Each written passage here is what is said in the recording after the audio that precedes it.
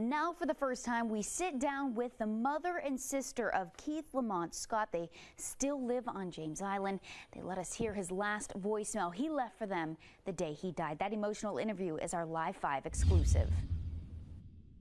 I said, "I love you, son." He said, "I love you, Mama." That's the first he ever said it like that. That was the last time Vernita Scott Walker talked to her son alive. But this is the last time she heard his voice. Here it is. It's quick and sounds like he's saying his own name before the phone cuts out. After you leave a message, you can follow by pressing pound. He had done get shot. Yeah.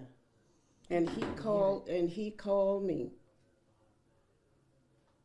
Yes, he did. He called me. She got that call at 2:22 on Tuesday afternoon, and it would be her last.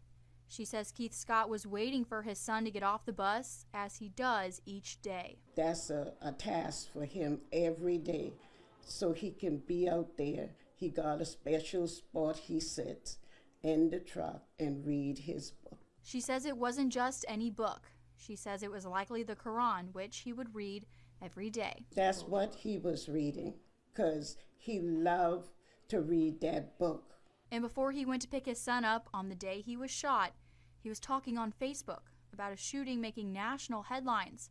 And hours later, his name was the one in the spotlight. His sister read me part of what that post said. When it happens to my people, until that, too close to home. And since the shooting on Tuesday afternoon, she says she's upset about the way some news groups have been bringing up her son's criminal past. I want everybody to know that no, we're not perfect. My son is not perfect, but what he done in this time and doing now his death, I don't appreciate that they malign them, trying to discredit the public, say, well, oh, you know, he been this, he been that. As for the destruction and looting done by some people angry over his death, she wants them to hear this. And I would appreciate, as Keith Lamont Scott mother, that y'all give up the rioting.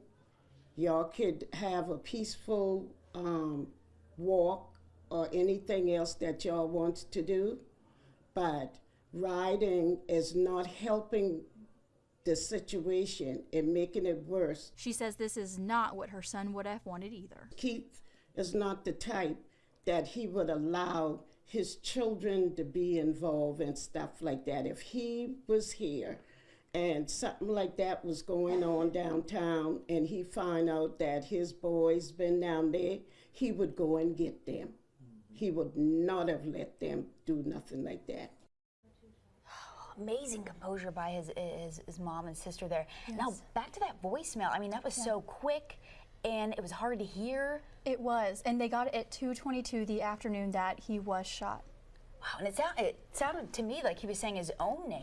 It does. It sounds like it's his own name, and that's the last time they heard from him. So for now, that's really all they have to hold on to. Yeah, that one voicemail. All right, Colby, thanks so much for that report out of James Island for us.